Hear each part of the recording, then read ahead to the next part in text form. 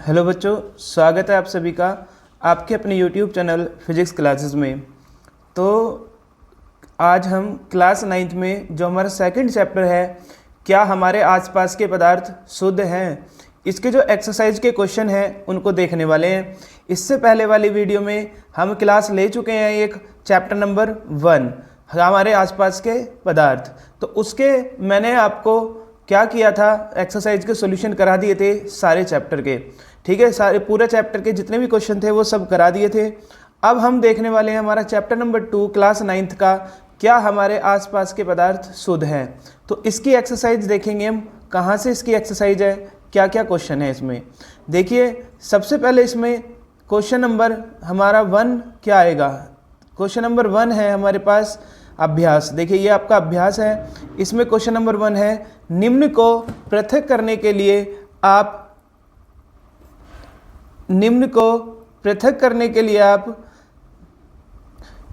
किन विधियों को अपनाएंगे। बताना है कि पृथक करना है, पृथक करने में आप किन विधि को अपनाने वाले हैं। सबसे पहले है नंबर 1। नंबर 1 क्या है, सोडियम क्लोराइड को जल के विलयन से पृथक करने में। अगर सोडियम क्लोराइड आपको दे दिया जाए, सोडियम क्लोराइड का मतलब होता है सिंपल नमक। क्या होता है, नमक। और जल के विलयन में, जल है, जल के अंदर आपने नमक को घोल दिया। तो क्वेश्चन ये है कि आप जल के अंदर से नमक को किस प्रकार से अलग करेंगे। ये क्वेश्चन करने से पहले मैं आपको बता देता हूँ 2 चीज़ें क्या होती हैं। सबसे पहले विलयन, आपको पता होगा विलयन क्या होता है। जब 2 या 2 से ज़्यादा पदार्थों का समांगी मिश्रण आपका विलयन कहलाता है। विलयन के 2 अवयव होते हैं। पहला क्या होता है, सोल्यूट, एक सोलवेंट, एक बोलते हैं विलेय और एक विलायक। एक तो होता है आपके पास विलायक और दूसरा क्या होता है, विलेय। विलायक का मतलब सोलवेंट और विलेय का मतलब सोल्यूट। तो किसी भी विलयन के अंदर जो क्वांटिटी ज़्यादा मात्रा में होगी, देखिए इन दोनों में से बड़ा क्या है, विलेय है या विलायक है। तो दोनों में से आप कहेंगे विलायक बड़ा है। तो जो ज़्यादा मात्रा में होगा वो विलायक और जो कम मात्रा में होगा वो विलेय। विलेय एक से ज़्यादा भी हो सकते हैं। जैसे आपने पानी लिया, पानी में घोल दिया किसको, पानी में आपने चीनी घोल दी। तो आप देखेंगे पानी आपका विलायक है और जो चीनी है वो आपकी विलेय है। ये पता होना चाहिए आपको, तब जाके आप इसका आंसर कर पाएंगे। तो आप देखिए, आपने क्या लिया, पानी के अंदर घोल दिया नमक। तो नमक आपका क्या है, विलेय। नमक आपका है विलेय। और आप देखेंगे कि जो जल है वो जल आपका क्या है, विलायक। तो क्वेश्चन ये है कि अगर पानी के अंदर आपसे गलती से, घर पर भी हो सकता है ऐसा, पानी के अंदर आपसे गलती से नमक घुल जाए, उस नमक को आप कैसे अलग करेंगे। तो उसका एक सिंपल सा प्रोसेस होता है कि आप क्या करेंगे। सबसे पहले जो आपके पास घोल है, यानी कि जो विलयन बना है, उस विलयन को गर्म करेंगे। क्यों गर्म करते हैं, क्योंकि जल, हमें पता है जल की प्रॉपर्टी होती है कि वो गर्म करने पर सॉलिड से लिक्विड में कन्वर्ट हो जाता है, यानी कि ठोस से द्रव में। और द्रव को गर्म करेंगे तो द्रव से गैस में। और जब जल गैस में कन्वर्ट हो जाएगा, भाप में उड़ जाएगा, तो नीचे आपका नमक बचा रह जाएगा। तो एक बर्तन लीजिए, जो घोल है, जो मिश्रण है, उसको भर दीजिए किसमें, बर्तन में, और गर्म कीजिए। जैसे ही आप गर्म करेंगे तो 100 डिग्री सेल्सियस के ऊपर जाकर क्या होगा, जो पानी होगा वो भाप बनकर उड़ जाएगा। और उड़ने के बाद आपको जो सोडियम क्लोराइड है वो क्या आपको बर्तन में मिल जाएगा। और इस प्रोसेस को बोलते हैं हम वाष्पीकरण। क्या बोलते हैं, वाष्पीकरण, यानी कि इवेपोरेशन।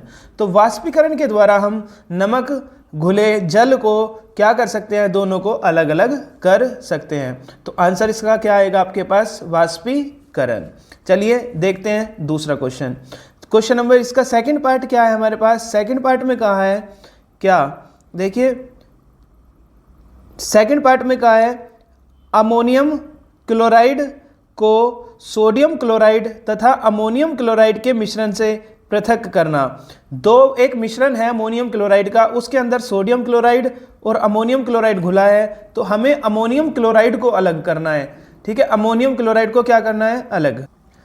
तो इसमें आप देखेंगे सबसे पहले अमोनियम क्लोराइड, यहाँ पर आपको एक सब्सटेंस दिख रहा है, एक का नाम है अमोनियम क्लोराइड और दूसरे का नाम है सोडियम क्लोराइड। बेसिकली दोनों नमक ही होते हैं। एक इससे पढ़ने से पहले आपको एक सब्सटेंस बताता हूँ, वोलेटाइल, यानी कि वाष्पशील पदार्थ क्या होते हैं। ऐसे पदार्थ जो अपनी वाष्प अवस्था में बदल जाते हैं गर्म करने पर, उनको बोलते हैं वाष्पशील या वोलेटाइल। अब क्या होगा, यहाँ पर दो चीज़ें हैं, आपको अमोनियम क्लोराइड को अलग करना है सोडियम क्लोराइड से। अब आप फिर कहेंगे कि हम क्या करते हैं, दोनों को भरते हैं एक बर्तन में और दोनों को गर्म कर देते हैं और गर्म करने पर सोडियम क्लोराइड की भाप बनाकर उड़ा देंगे। नहीं, आप ऐसा नहीं कर सकते, क्योंकि ये जो सोडियम क्लोराइड है ये अपनी वाष्प अवस्था में नहीं आ सकता। क्या इसका मतलब ये हुआ कि जो सोडियम क्लोराइड है NaCl, क्या वो वाष्पशील होता है? नहीं होता वाष्पशील। लेकिन आपको दिख गया होगा यहाँ पर दूसरा सब्सटेंस है अमोनियम क्लोराइड। जो ये अमोनियम क्लोराइड है ये वाष्पशील पदार्थ होता है। कैसा होता है? वाष्पशील पदार्थ होता है। और एक दूसरा इसके अंदर गुण ये होता है कि अगर आप इसको गर्म करेंगे तो गर्म करने पर ये ठोस अवस्था से सीधा गैस अवस्था में कन्वर्ट हो जाएगा। तो ऐसे पदार्थ को क्या बोलते हैं? ऊर्ध्वपातज पदार्थ। तो ये ऊर्ध्वपातज भी है, ऊर्ध्वपातज पदार्थ। तो अब क्या होता है, अपने एक सबसे पहले सोडियम क्लोराइड और अमोनियम क्लोराइड को, इन दोनों के मिश्रण से अमोनियम क्लोराइड को अलग करना है। तो ऐसा करने के लिए सबसे पहले हम क्या करते हैं, एक चाइना डिश लेंगे। ठीक है, एक बर्तन होता है, इसको बोलते हैं चाइना डिश। इस चाइना डिश में हम भर लेंगे, एक में हमने भर लिया अमोनियम क्लोराइड, मान लीजिए ये अमोनियम क्लोराइड है NH4Cl, क्या नाम है? Ammonium chloride.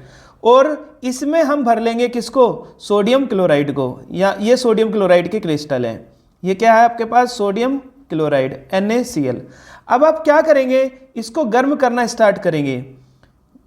इसको आप जैसे ही गर्म करना स्टार्ट करेंगे हीट बर्नर से, क्या होगा कि यहाँ से क्या सोडियम क्लोराइड वाष्प बनकर उड़ेगा या अमोनियम क्लोराइड? तो आपका आंसर क्या आएगा? Ammonium chloride. सोडियम क्लोराइड नहीं उड़ेगा।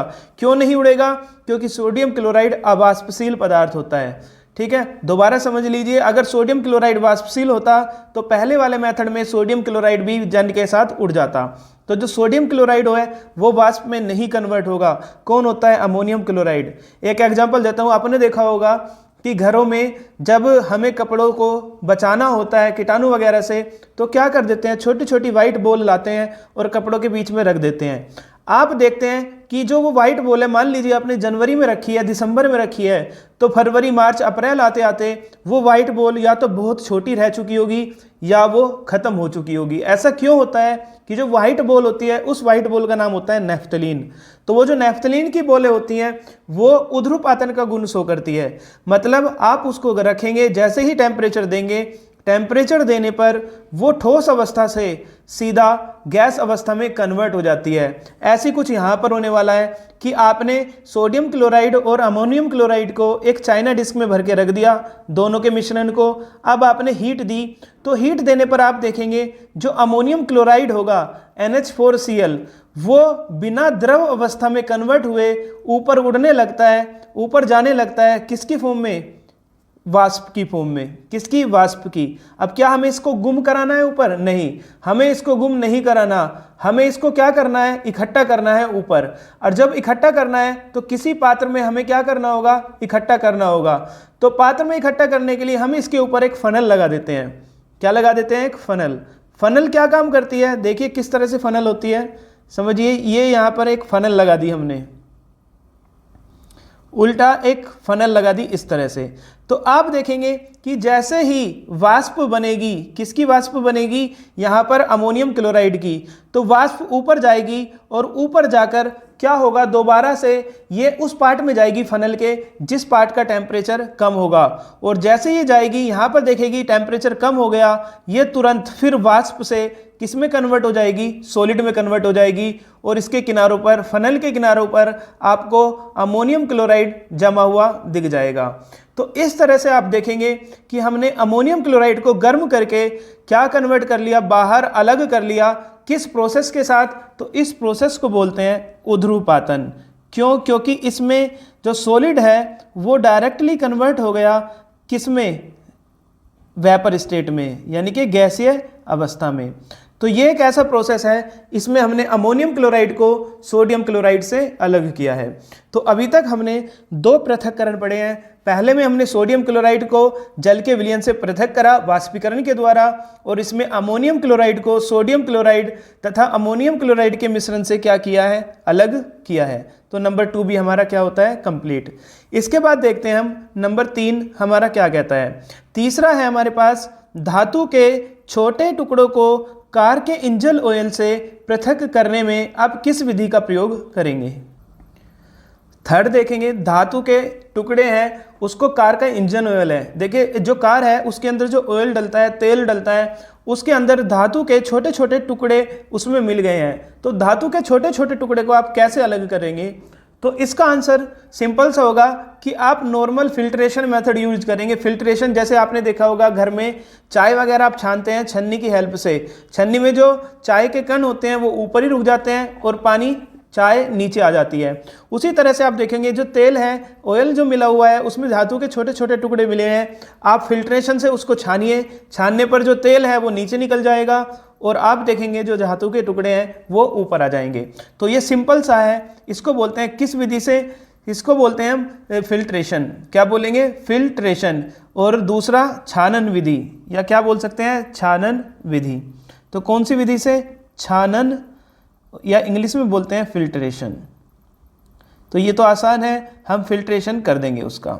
चलिए फोर्थ देखते हैं, दही से मक्खन निकालने के लिए आप किस विधि का प्रयोग करेंगे। जो आपके पास दही है, दही दे दिया, उससे आपको मक्खन निकालना है, कैसे करेंगे। तो जो आपका दही होता है बेसिकली एक कोलोइड होता है। क्या होता है, कोलोइड। आपने घर में देखा होगा कि दही से मक्खन निकालने के लिए क्या करते हैं, दही को घुमा देते हैं गोल गोल। जैसे ही आप घुमाएंगे जो मक्खन होता है उसकी डेंसिटी कम होती है। तो मक्खन की डेंसिटी कम होने के कारण मक्खन दही के ऊपर तैरता हुआ आपको दिखाई दे जाएगा, और नीचे जो बचेगा वो बचेगा आपका स्किम कर्ड, या स्किम अगर दूध से निकालने हैं तो स्किम मिल्क, और जो दही से निकालने हैं तो स्किम कर्ड। तो क्या करते हैं आप, किस विधि के द्वारा करते हैं, उस विधि को बोलते हैं अपकेंद्रीकरण। क्या बोलते हैं, अपकेंद्रीकरण, सेंट्रीफ्यूगेशन। क्या होता है इसमें, दोबारा बता देता हूँ, सेंट्रीफ्यूगेशन। तो इसमें आप क्या करते हैं कि जो दही है उसको क्या करेंगे, गोल गोल घुमाएंगे। दही को घुमाने पर आप देखेंगे मक्खन जो होता है उसकी डेंसिटी कम होती है, तो मक्खन ऊपर आ जाएगा, और नीचे क्या बचता है, स्किम मिल्क। क्या बोलता है नीचे, स्किम कर्ड। तो इस तरह से आप ऊपर से जो मक्खन है उसको निकाल लेंगे। तो हम दही से मक्खन निकालने के लिए अपकेंद्रीकरण विधि का प्रयोग करेंगे। चलिए देखते हैं नेक्स्ट, नंबर ई, जल से तेल निकालने के लिए। तो आपके पास क्या है कि जल और तेल का मिश्रण है। सबसे पहले आपको पता होगा कि जल को अगर तेल में मिला दिया जाए तो क्या होता है, दोनों के बीच मिश्रण नहीं बन पाता। क्या तेल जल में घुल जाएगा, आंसर है नहीं। अगर आपके पास कभी घर में आपने देखा होगा, ये आपके पास कोई बर्तन है, इस बर्तन में आप में तेल मिल गया, तो आप देखेंगे जो तेल है, तेल के मॉलिक्यूल ऊपर रहेंगे, और जो जल है उस जगह जल के मॉलिक्यूल कहाँ रहेंगे, नीचे। तो ये आपका जल है। अब क्वेश्चन ये है कि इसको कैसे हटाया जाए। ये आपका जल है और ऊपर वाला आपका क्या है, तेल है। तो कैसे हटाया जाए, दोनों आमिश्रणीय होते हैं, एक दूसरे में नहीं मिल पाते। तो इनको हटाने के लिए सिंपल सा तरीका है, जाइए घर में चम्मच लाइए, चम्मच से आप देखेंगे कि इसके ऊपर के हिस्से को, जो ऊपर पानी है, सॉरी तेल है, उस तेल को हटा लिया जाए, ऊपर चम्मच से निकालते चले जाएं। लेकिन आप ऐसा नहीं कर सकते। क्यों नहीं कर सकते, कुछ टाइम बाद आप देखेंगे कि जैसे ही आप इसमें चम्मच डालेंगे अंदर, तो चम्मच डालने पर जो तेल है उसके तेल के कुछ पार्टिकल कहाँ चले जाएंगे, जल के बीच में इस तरह से चले जाएंगे। तो अब हम इसको सेपरेट कैसे करें, तो इसको सेपरेट करने के लिए हमारे पास एक कीप होती है, एक फनल होती है, जिसको बोलते हैं सेपरेटिंग फनल। क्या बोलते हैं, सेपरेटिंग फनल। किस तरह की होती है, देखिए इस तरह की आप देखेंगे सेपरेटिंग फनल का डिजाइन होता है। ये आपके पास क्या है, एक सेपरेटिंग फनल, और इसके नीचे एक कोक लगी होती है। इस तरह से आप देखेंगे इसके नीचे एक कोक लगी होगी, ठीक है। तो हम क्या करेंगे, जो हमारे पास मिक्सर होता है किस किस का, पानी का और तेल का, हम इसमें भर देंगे। तो इस तरह से हमने मिक्सर भरा, कौन कौन सा, ये आपके पास पानी है और ऊपर क्या है इसके पास, तेल। तो दोनों के मिश्रण को हमने भर दिया। अब हम क्या करेंगे, नीचे लाएंगे एक बीकर और बीकर इसके नीचे लगा देंगे इस तरह से। जैसे ही आप इसको खोलेंगे, कोक को, इसको खोलने पर धीरे धीरे जो पानी होगा वो कहाँ आ जाएगा, नीचे गिरने लगेगा। आप देखेंगे जो पानी है वो नीचे गिरने लगेगा और इसमें इकट्ठा हो जाएगा पानी। जैसे ही पानी सारा आ जाएगा, इसको हम क्या कर देंगे, बंद कर देंगे। बंद करने पर दूसरा क्या लाएंगे, दूसरा एक फनल लाएंगे, उसमें तेल इकट्ठा कर लेंगे। तो इस तरह से आप देखेंगे कि हमारे पास एक सेपरेटिंग फनल है, वो क्या काम करती है कि जो जल है उससे तेल को क्या करेगी, पृथक करेगी। तो आंसर क्या होगा इसका, पृथक्करण कीप। तो क्या होगा, पृथक्करण कीप।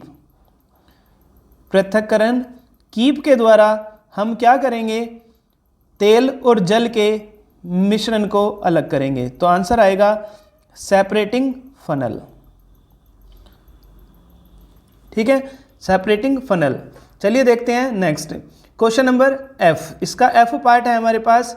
क्या है एफ, देखिए एफ में बोला है कि चाय से चाय की पत्तियों को पृथक करने में, जो चाय है आपने घर में चाय बनाई है, उस चाय से आपको चाय की पत्ती को पृथक करना है। सिंपल, कौन सा मेथड लगाएंगे आप, बताइए जल्दी।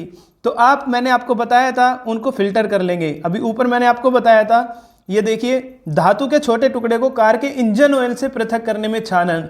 तो आप फिल्ट्रेशन मेथड का यूज करेंगे, उसको छान देंगे। जैसे ही आप छानेंगे, छानने पर जो आपके चाय की पत्ती है वो ऊपर रह जाएगी और चाय कहाँ जाएगी, नीचे निकल जाएगी। उसके बाद देखते हैं नेक्स्ट, बालू से लोहे की पिनों को पृथक करने में। बालू है यानी कि मिट्टी है, उसके अंदर लोहे की पिन मिल गई है, उसको पृथक करना है। तो इसका सबसे अच्छा तरीका ये होगा कि जैसे आप बचपन में करते थे, सबसे पहले एक मैग्नेट लाइए। मैग्नेट के अंदर, चुंबक के अंदर गुण होता है कि जो लोहे की बनी चीज़ है उसको क्या कर लेती है, वो आकर्षित कर लेती है। तो उस बालू में मैग्नेट को फिरा दीजिए, आप देखेंगे कि उस चुंबक में जो लोहे के पिन हैं वो चिपक जाएंगे और आपकी बालू क्या हो जाएगी, अलग हो जाएगी लोहे के पिन से। तो इस तरह से जो जी है, बालू से लोहे के पिन को पृथक करने में हम किसका यूज करते हैं, चुंबकीय पृथक्करण का। किसका यूज करते हैं, चुंबकीय पृथक्करण, यानी कि मैग्नेटिक सेपरेशन। तो क्या आंसर होगा इसका, मैग्नेटिक सेपरेशन। सेपरेशन। उसके बाद देखते हैं नेक्स्ट है हमारे पास भूसे से गेहूं के दानों को पृथक करने में। भूसा यानी कि हस्क, आपने देखा होगा जो हमारे पास गेहूं होता है, गेहूं के ऊपर जो गोल्डन ब्राउन कलर की एक कवरिंग पाई जाती है, इस कवरिंग को ही हम बोलते हैं हस्क या भूसा। तो इसका गुण ये होता है कि ये इतना ज़्यादा हल्का होता है कि अगर आपने इसमें फूंक भी मार दी, सिंपल फूंक एयर पास करा दी, तो ये क्या हो जाता है, हल्का होने की वजह से उड़ जाता है और आपके पास जो गेहूं है वो आपके पास गिर जाता है। आपने देखा होगा घर में आपकी माताएं करती होंगी या आसपास आपने ज़रूर देखा है इस मेथड से कैसे हम गेहूं को उसके भूसे से अलग करते हैं। तो इसका मेथड होता है विनोइंग। देखिए ये एक ऐसी टेक्निक है, यहाँ आपको दिख रहा है डायग्राम में।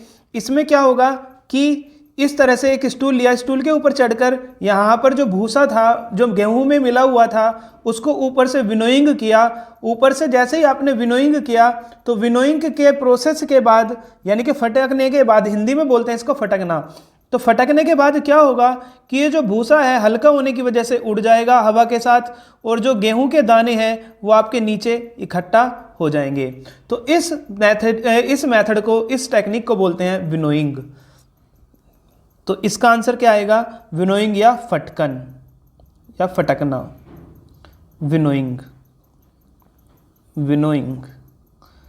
ठीक है, नेक्स्ट हम देखते हैं हमारे पास पानी में तैरते हुए महीन मिट्टी के कण को पानी से अलग करने के लिए, पानी के अंदर छोटे छोटे मिट्टी के कण क्या हो रहे हैं, वो तैर रहे हैं, उनको पानी से अलग करना है। तो किस तरह से हम उसका क्या सेपरेशन मेथड यूज करेंगे। तो ये प्रयोग आप घर पर भी कर सकते हैं। पानी है, पानी के अंदर आपका घुल गया मिट्टी के छोटे छोटे कण। जब पानी के अंदर मिट्टी के कण घुलते हैं, उस प्रोसेस को या उस विलयन को हम बोलते हैं कोलाइड। क्या बोलते हैं, कोलाइड। तो अब आप देखेंगे जो मिट्टी के महीन कण घुले हैं पानी के अंदर, उसको बोला गया कोलोइड। कोलोइड के पास दो प्रकार के कण होते हैं, एक परिक्षेपित प्रावस्था और एक परिक्षेपण माध्यम। अब क्या होता है, एक के पास नेगेटिव चार्ज होता है और दूसरे के पास पॉजिटिव चार्ज होता है। तो आपको ने सुना होगा नेगेटिव नेगेटिव चार्ज है, पॉजिटिव पॉजिटिव चार्ज है, एक दूसरे को क्या करते हैं, प्रतिकर्षित करते हैं, और पॉजिटिव नेगेटिव चार्ज एक दूसरे को क्या करते हैं, आकर्षित करते हैं। तो जो ये छोटे छोटे मिट्टी के कण हैं, ये नेगेटिव चार्ज पार्टिकल होते हैं कोलोइड के अंदर। पानी के अंदर छोटे छोटे नेगेटिव चार्ज होते हैं। जो नेगेटिव चार्ज कौन होते हैं, मिट्टी के कण। अब इनको नीचे बैठाना है तो इनको कुछ पॉजिटिव चार्ज देना पड़ता है, और पॉजिटिव चार्ज देने के लिए हम फिटकरी का प्रयोग करते हैं, क्योंकि फिटकरी के अंदर पाया जाता है एल्यूमिनियम, Al पाया जाता है फिटकरी के अंदर। इसलिए आपने देखा होगा कि अगर मिट्टी घुला हुआ पानी है, उसको फिल्टर करना है, तो फिल्टर करने के लिए हम यूज करते हैं एक प्रोसेस जिसको बोलते हैं सेडिमेंटेशन। क्या बोलते हैं, सेडिमेंटेशन। सेडिमेंटेशन, सेडिमेंटेशन को आप हिंदी में बोलते हैं भारण। क्या बोलते हैं, भारण या लोडिंग। और किसका प्रयोग करके, एल्यूमिनियम का। एल्यूमिनियम का प्रयोग करके। एल्यूमिनियम कहाँ से आता है, एल्यूमिनियम आता है फिटकरी से। तो आप देखेंगे कि जैसे ही आप उसमें एल्यूमिनियम मिलाएंगे तो एल्यूमिनियम के पास पॉजिटिव पार्टिकल होगा, वो मिट्टी के छोटे छोटे कण को क्या दे देगा, पॉजिटिव चार्ज दे देगा। उसके पास पहले से नेगेटिव चार्ज है, तो दोनों जाकर नीचे बैठ जाएंगे और ऊपर का पानी आप किसी मेथड से बाहर निकाल देंगे और मिट्टी के कण नीचे बचे रह जाएंगे। तो इस प्रोसेस को आप बोलते हैं सेडिमेंटेशन। चलिए लास्ट देखते हैं आज का हमारा टॉपिक। लास्ट हमारा क्वेश्चन है आज का, क्या है, पुष्प की पंखुड़ियों के निचोड़ से विभिन्न रंजकों को पृथक करने में।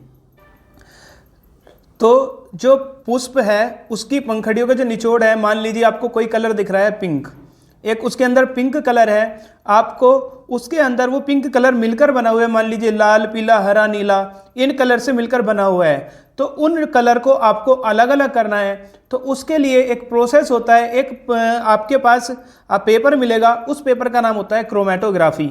तो क्रोमेटोग्राफी के द्वारा आप रंजकों को अलग अलग कर सकते हैं पुष्प की पंखुड़ियों के निचोड़ से। तो आंसर क्या होगा इसका, क्रोमेटोग्राफी। इसका एक प्रोसेस होता है, वो मैं आपको समझा दूंगा किस तरह से होता है। ठीक है, यहाँ वीडियो लंबी हो जाएगी, इसलिए मैं आपको डायरेक्ट बता रहा हूँ क्या होगा उसमें, क्रोमेटोग्राफी। चलिए क्वेश्चन नंबर 2 देखते हैं। क्वेश्चन नंबर 2 है, चाय तैयार करने के लिए आप किन किन चरणों का प्रयोग करेंगे। चलिए आज आपको चाय बनानी आ जाएगी, किस तरह से आप चाय बनाएंगे, नहीं आती तो आप सीख जाएंगे। सबसे पहले जो जो चाय बनाते हैं आप बताइए कि सबसे पहले आप क्या लेंगे चाय में। चाय तैयार करनी है आपको, क्या सबसे पहले आप लेने वाले हैं। तो आप कहेंगे सबसे पहले हम एक बर्तन लेंगे, उस बर्तन में हम पानी डाल देंगे। क्या डाल देंगे, पानी। तो हमने जो पानी डाला है वो पानी एक विलायक की तरह काम करेगा। तो जो आपने इसमें पानी डाला है, सबसे पहले आप क्या करते हैं, पानी डालेंगे। ये आपको लिखना है स्टेप। क्या लिखना है, सर्वप्रथम एक पात्र में 1 कप पानी विलायक के रूप में लेंगे। तो पहला स्टेप है, जो पानी है वो लेंगे विलायक के रूप में, विलायक के रूप में। इसने आगे कहा है विलयन, विलायक, विलय, घुलना, घुलनशील, अघुलनशील, विलय, फिल्ट्रेट तथा अवशेष शब्दों का प्रयोग करें। इन शब्दों का प्रयोग करके आपको चाय तैयार करनी है। आज आप केमिस्ट्री की लैंग्वेज में चाय सीखने वाले हैं बनाना। तो आपने क्या किया, सबसे पहले 1 कप पानी लिया और पानी को किसके रूप में लिया, विलायक के रूप में। उसके बाद इसमें चीनी डाली। क्या डाली, चीनी। जो आप चीनी डालेंगे वो चीनी विलय के रूप में होगी। किसके रूप में होगी, विलय। मैंने आपको बताया 1 से ज़्यादा विलय हो सकते हैं। तो आपने क्या किया, विलायक के रूप में पानी लिया और विलय के रूप में क्या ली, चीनी। अब आपने क्या किया, जो पानी है और चीनी है उसका जो विलयन प्राप्त हुआ उसमें क्या होगा कि अब आप पूछोगे कि विलयन क्यों प्राप्त हुआ, क्योंकि जो पानी में चीनी घुल जाएगी, इसलिए आपको क्या प्राप्त होगा, पानी प्लस चीनी का विलयन प्राप्त होगा। पानी प्लस चीनी का क्या प्राप्त होगा, विलयन। 4th स्टेप में क्या होगा, 4th स्टेप में इसमें आप चाय की कुछ पत्ती डालेंगे। जो चाय की पत्ती है क्या वो घुलनशील है जल में? तो आपका आंसर आएगा नहीं। तो क्या होगी वो? अघुलनशील विलेय है। तो जो चाय की पत्ती है, चाय पत्ती आपने इसमें डालेंगे और चाय पत्ती अघुलनशील विलेय है, अघुलनशील विलेय है। तो ये आपका चौथा स्टेप हुआ, स्टेप नंबर 4। उसके बाद अब आप इसमें थोड़ा सा दूध डालेंगे और दूध डालकर इसको क्या करेंगे? उबालेंगे। तो अब आप इसमें 5वें स्टेप में क्या डालेंगे? दूध। और छठे स्टेप में आप क्या करेंगे? एक छन्नी लेंगे, फिल्टर, उसको क्या करेंगे? फिल्टर करेंगे। जैसे ही आप फिल्टर करेंगे, फिल्टर करने पर जो चाय की पत्ती है वो अवशेष के रूप में ऊपर प्राप्त होगी। जो चाय पत्ती है वो क्या हो जाएगी? अवशेष के रूप में आपको ऊपर मिलेगी। दोबारा समझ लीजिए, क्या किया आपने? चाय तैयार करनी है। सबसे पहले एक बर्तन लिया, बर्तन को गैस पे रखा, उसके अंदर पानी डाल दिया। तो पानी क्या है आपके पास? हमने किस किस वर्ड का यूज कर लिया? देखिए, पानी क्या है उसमें? पानी है उसमें विलायक। तो विलायक के रूप में क्या लिया है आपने? पानी लिया है। फिर मैं आपसे कहूँगा कि आप उस पानी में क्या मिला दीजिए? चीनी। तो जो चीनी मिलाएंगे वो चीनी क्या है? विलेय है। अब आपको चीनी और पानी का घोल प्राप्त होगा, वो चीनी पानी में घुल जाएगी, तो इसको हम बोलते हैं विलयन। तो किसका विलयन प्राप्त हुआ हमें? पानी और चीनी का। फिर हमने क्या किया? उसमें चाय की पत्ती डाली। जो चाय की पत्ती है वो अघुलनशील विलेय है या घुलनशील है? नहीं। कैसी है? अघुलनशील। तो अघुलनशील क्या होगी आपके पास? चाय की पत्ती अघुलनशील है। 5वें स्टेप में आपने उसमें क्या डाला है? दूध डाला है। क्या डाला है? दूध। दूध। और छठे स्टेप में आपने उसमें क्या किया है? चाय की पत्ती डाली है। सॉरी, छठे स्टेप में आपने उसको क्या किया? छाना है, फिल्ट्रेट किया है। क्या किया है? फिल्ट्रेट। फिल्ट्रेट करने पर आपको अवशेष के रूप में क्या मिलेगी? चाय की पत्ती मिलेगी अवशेष के रूप में। और जो घुलना और घुलनशील पदार्थ है वो चाय उसमें क्या हो जाएगी? घुलनशील हो जाएगी। तो आपको अब क्वेश्चन ये है, लिखना क्या है इसमें? तो मैं आपको बता देता हूँ किस तरह से आप इसमें लिखेंगे। इस तरह से आपको लिखना है। सर्वप्रथम एक पात्र में 1 कप पानी विलायक के रूप में लीजिए। इसमें चीनी डालिए जो एक विलेय पदार्थ है। थर्ड स्टेप, आपको जल तथा चीनी का विलयन प्राप्त होगा क्योंकि चीनी जल में घुलनशील है। फोर्थ, अब इसमें 1 या आधा चम्मच चाय की पत्ती डालिए जो जल में एक अघुलनशील विलेय है तथा इसे उबालिए। फिफ्थ, इसमें 1 कप दूध डालकर लगभग 5 मिनट तक पुनः उबालिए। और छठा, अब एक छन्नी या स्ट्रेनर से छानिए। आपको चाय घुले, जो घुले है वो क्या है? चाय है, तथा चाय की पत्तियां छानने के ऊपर अवशेष के रूप में प्राप्त होगी। तो वीडियो को पॉज करना आप और यहाँ से आपको नोट करना है वीडियो में। ठीक है, चलिए फिर हम जो इसका नेक्स्ट क्वेश्चन है वो देखने वाले हैं। नेक्स्ट क्वेश्चन नंबर 3 देखेंगे हम दूसरी क्लास में, क्योंकि ये क्लास थोड़ी बड़ी हो जाएगी। चलिए मिलते हैं फिर दूसरी क्लास में।